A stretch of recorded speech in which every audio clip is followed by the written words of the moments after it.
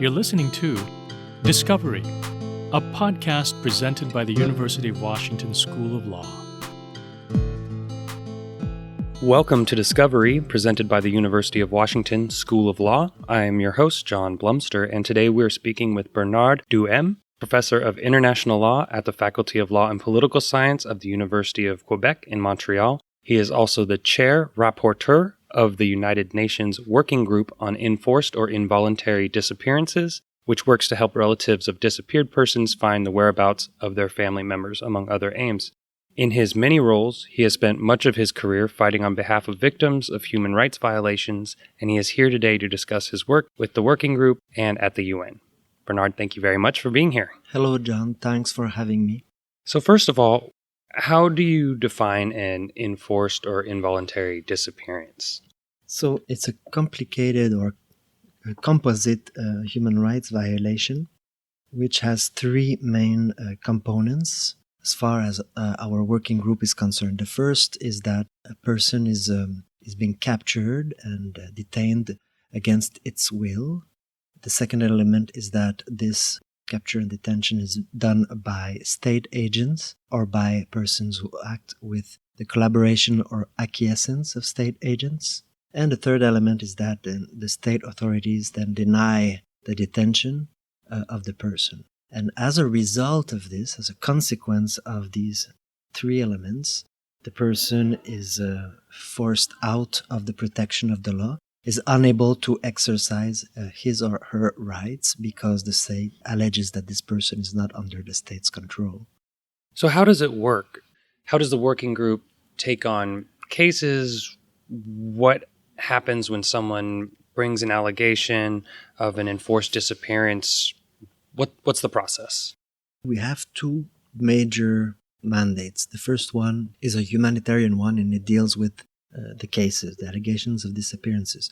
When the working group was created in 1980, that was the main task of the working group. As I said, states in a disappearance, states deny the detention. Sometimes they even deny the mere existence of the person. There's not a lot of cooperation on behalf of states in many of these cases. So many of the complaints are not even recorded by competent authorities, they are not duly investigated, and so forth. We were created initially to receive communications by representatives of disappeared persons who explain to us the circumstances of the disappearance, who they think is behind the disappearance, what type of initiatives they have taken to try to trigger mechanisms within their countries, and so forth. And we basically write to the government saying, we've received these allegations of disappearance. What are you doing about it? Have you been investigating? Can you explain to us what are the progresses in this investigation, and so forth? And we keep the case on record and in our statistics as long as we are unable to clarify the case, meaning to establish the fate and whereabouts of the person. Now, we usually do this when either the source, so in most cases the relative of the disappeared, or a representative of the disappeared or of the family, or when the government provides us with reliable information that allows us to confirm that a person is in a specific place or its body is in a specific place, then we clarify the case. We also clarify the case if the government provides satisfactory information, or sometimes the source also does the same, but reliable information that allows us to know the fate of the individual when it is impossible to establish the whereabouts. And I'll give you a good example. If the body has been destroyed, for example, in the flights of death in Argentina during the dictatorship at the end of the 70s, early 80s, where the authorities would throw the naked body of the individual in the sea, and the body was never found again. So it was impossible to establish the whereabouts of the person or of the corpse. But thanks to flying records or testimony of witnesses who saw the individuals getting on the plane and not coming back and so forth, we were able to establish the fate of an individual. But we do so when it's impossible to establish the whereabouts of the person. and that clarifies the case. If the case is not clarified, then it stays in our statistics as long as required. And so governments do not want to appear in our annual report as having all these disappearances cases recorded under their state. And so they're doing what they can to reduce these numbers by completing the investigations and having the cases clarified with our process.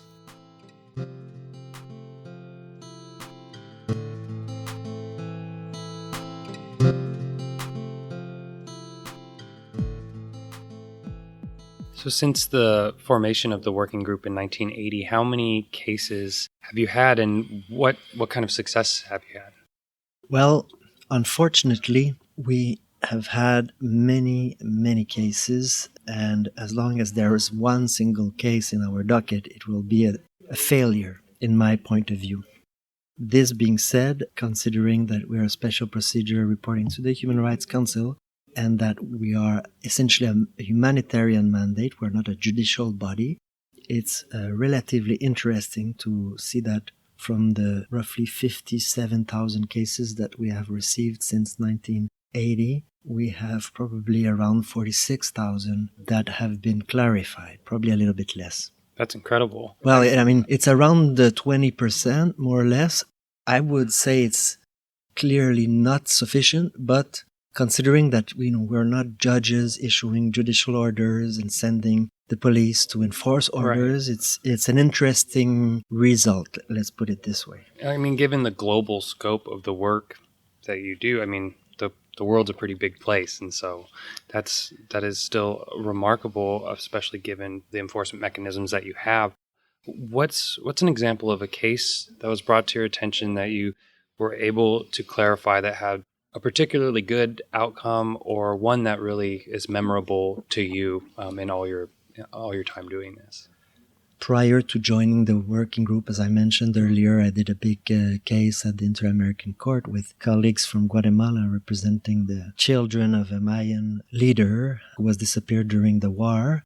Unfortunately, we were not able to find the individual, Florencio Chitainech, nor to establish his fate or to find his corpse, but we were able, through a very significant judgment, to establish the modus operandi of the intelligence military services at the time to locate, capture, and eliminate indigenous leadership during the war, and the impact that this has had on the political participation of the Mayas during that period, as well as the prevention of the transmission of culture from one generation to the other, and so forth. Now, this is also very significant because it occurred during the Civil War in Guatemala, and currently there are discussions in Guatemala about the adoption of an amnesty law that would prevent prosecution of people who've committed crimes during that time, including enforced disappearances. So I'm very worried that this law could prolong impunity in that specific cases and other cases of disappearances in Guatemala at the time of the war. And finally, in dealing with so many of these cases, which is obviously very troubling, very challenging to see with families going through this, does the fact that you're seeing people who just continue to fight and search and not give up, what impact has that had on you in seeing this in case after case after case? Is that something that you take a light from, you take a positive from? Absolutely. And this is a question that I'm being asked a lot, in particular because my work in human rights since my law school years.